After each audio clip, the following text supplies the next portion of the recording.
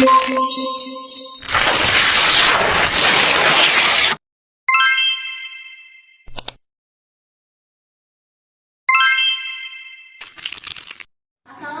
warahmatullahi wabarakatuh. Waalaikumsalam warahmatullahi wabarakatuh. Perkenalkan, nama kakak Dera Adelia, kakak dari Universitas Islam Negeri Raden Fatah Palembang, kakak dari Fakultas Ekonomi Bisnis dan Islam, kakak dari Prodi Perbankan Syariah. Jadi pada tahu kan UIN Raden Fatah, tahu? Di sini kelas 10 semua? Jadi di sini kakak bukan mau kayak menggurui kalian, tapi di sini kakak mau kayak kita sharing-sharing gitu ya, berbagi apa ya, berbagi pengetahuan lah gitu ya. Tapi bukan maksud ingin menggurui ya, ataupun digurui, tapi kita berbagi bersama-sama.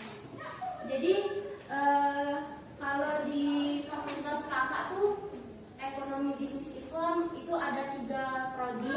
Itu ada prodi Ekonomi Syariah, ada Perbankan Syariah, dan ada Masalah Zakat dan Wakaf. Jadi kalau misalkan kakak bilang tentang ekonomi syariah, tentang perbankan syariah, apa yang ada di dalam pikiran kalian? Apa? Ada yang tahu gitu sesuai dengan pikirannya? Kalau misalkan kakak ngomong ekonomi syariah, apa yang terbesit dalam pikiran kalian?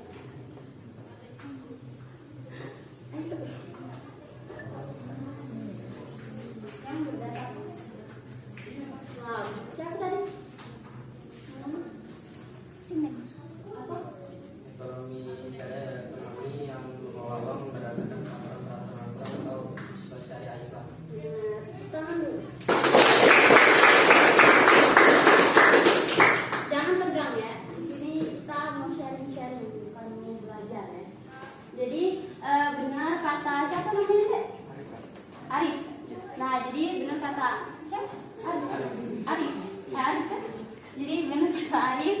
Jadi yang berdasarkan Al-Quran dan hadis gitu. Jadi yang namanya ekonomi syariah itu ya yang berdasarkan Al-Quran. Kita berpatokan sama Al-Quran dan hadis, sunnah juga gitu ya. Jadi di sini kayak yang dijelaskan sebelumnya tadi, ada yang namanya ekonomi itu dari 2 kata, yakni oikos dan nomos. Jadi arti dari oikos dan nomos itu peraturan berumah tangga. Nah, jadi karena kita tadi Islam, kita syariah, jadi kita peraturan rumah tangga yang berpatokan, yang berlandaskan dengan Al-Quran dan hadis sunnah.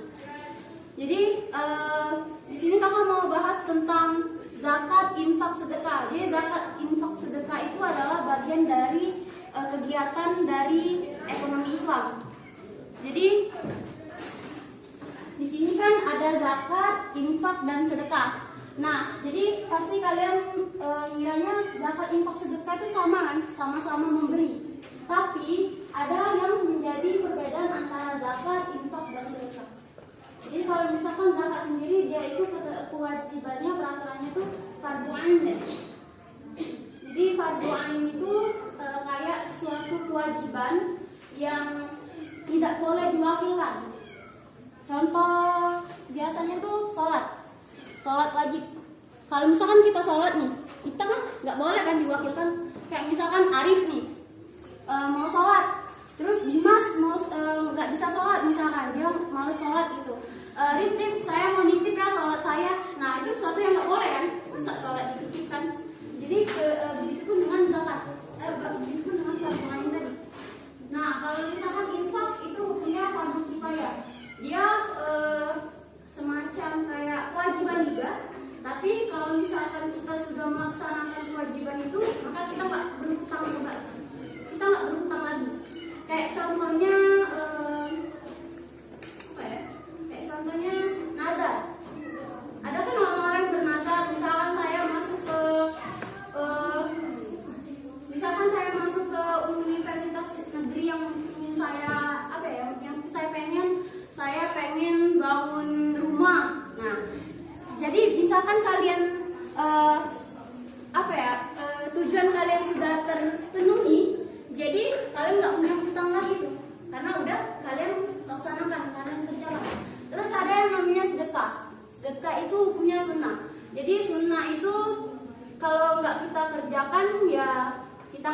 dapat dosa, tapi kalau misalnya kita kerjakan kita akan dapat pahala. Jadi ini satu pahala yang kayak bonus gitu. Jadi zakat, infak, sedekah ini apa hubungan dengan ekonomi Islam? Jadi dia punya hubungan dengan ekonomi Islam. Kenapa? Karena ya yang tadi zakat, infak, sedekah ini adalah salah satu tindakan ataupun aktivitas dalam ekonomi Islam. Kayak yang dijelasin sama Kak Anggi kan, kalau ekonomi Islam itu bertujuan untuk mencapai falah, kemenangan. Nah, karena kita Islam, kita syariat, karena kita Islam, jadi kita untuk mencapai falahnya tadi ya kita tetap pada dunia, tapi kita juga memikirkan akhirat. Nah, di sini kalau misalkan infak tadi kan kayak nazar tadi ya. Kalau misalnya kita udah bayar, kita udah melaksanakan, berarti kita nggak punya hutang lagi. Terus yang namanya sedekah, sedekah juga itu sunnah, sesuai sama hati nurani kita lah, gitu kan. Terus, nah ini nih zakat. Karena zakat ini adalah fardu ain yang kewajiban yang nggak bisa kita wakilkan dan kita wajib kita kerjakan. Nah, zakat ini terbagi menjadi tiga, yakni zakat mal, zakat fitrah, dan zakat penghasilan. Ada yang tahu zakat fitrah itu apa? Ada yang tahu? Pasti kalian zakat fitrah kan? Tidak tahu.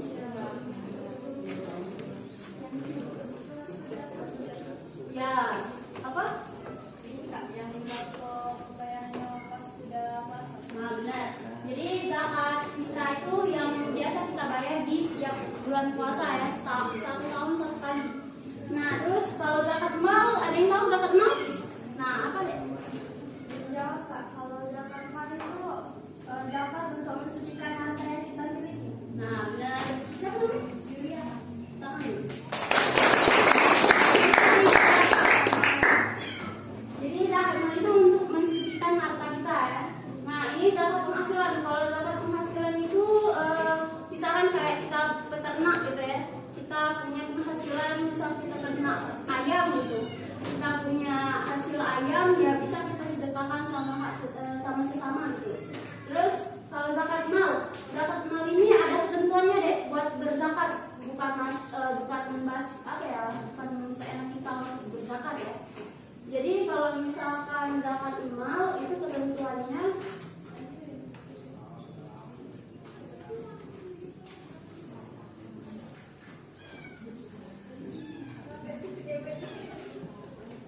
jadi ketentuannya itu 2,5% dikali penghasilan setahun.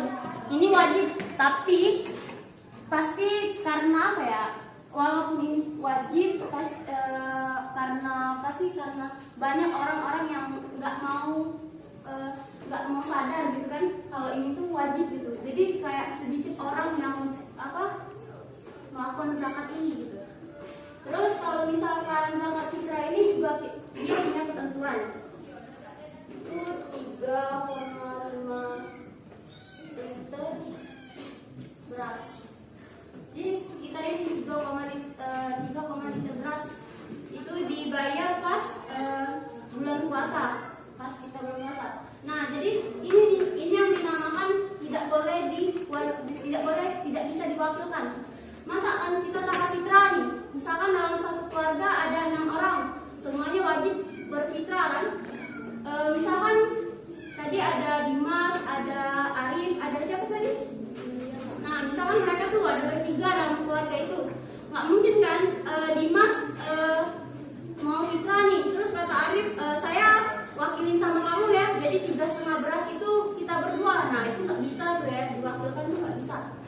Jadi buat zakat mal juga, kalau zakat mal itu kebanyakan orang kayak nggak menyadari kewajiban itu. Jadi kayak misalkan pasti banyak orang yang berpikir kayak, kok saya yang kerja, kenapa ada harta mereka di harta saya? Pasti banyak orang yang berpikir seperti itu. Nah, hal yang itulah yang kayak menghambat perekonomian kita, menghambat kayak kesadaran. Jadi Kak, kaitannya antara zakat, infak, dan sedekah dengan ekonomi kita tuh apa sih? Nah, jadi kaitannya tuh di sini deh. Jadi zakat, infak, dan sedekah itu kan kita sama punya arti berbagi. Jadi kalau misalkan kita melakukan melakukan zakat, infak, sedekah, itu sama aja kita udah berbagi sama sesama kita. Jadi kayak yang dijelaskan tadi, kalau ekonomi Islam itu kita mementingkan kepentingan bersama.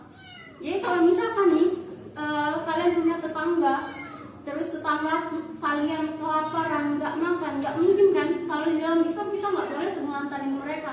Pasti kita akan bersedekah, kita akan berbagi tadi.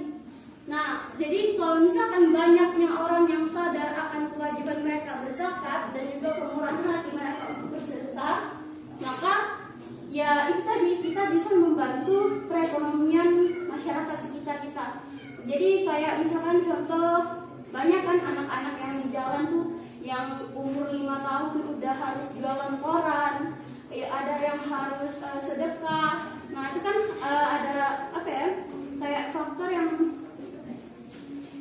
kayak kurang kesadaran dari lingkungan sekitar kita gitu, kayak nggak mau bersedekah, nggak mau berzakat tadi kan. Jadi kalau misalkan kita punya kesadaran itu, kita bisa apa ya, mensejahterakan kehidupan sosial ekonomi kita, terus juga kita bisa mengurangi kemiskinan yang ada, terus kita juga bisa membantu sesama, karena dalam Islam itu kita diwajibkan untuk memanusiakan manusia, kita juga harus mementingkan kepentingan bersama. Jadi itu tadi, itu hubungan antara sedekah dengan ekonomi Islam. Jadi apa yang udah kakak sharing ini nyampe nggak di kalian? Ya. Jadi kurang lebihnya itu ya yang bisa kakak sampaikan. Apabila ada kata-kata yang salah atau mungkin penjelasan kakak yang agak-agak melenceng, kakak mohon maaf. Pada Allah kakak ucapkan mohon ampun. Kakak akhiri dengan mengucapkan hamdalah, walaupun tadi kita nggak mulai dengan bismillah. Jadi kakak ucapkan wassalamualaikum warahmatullahi wabarakatuh.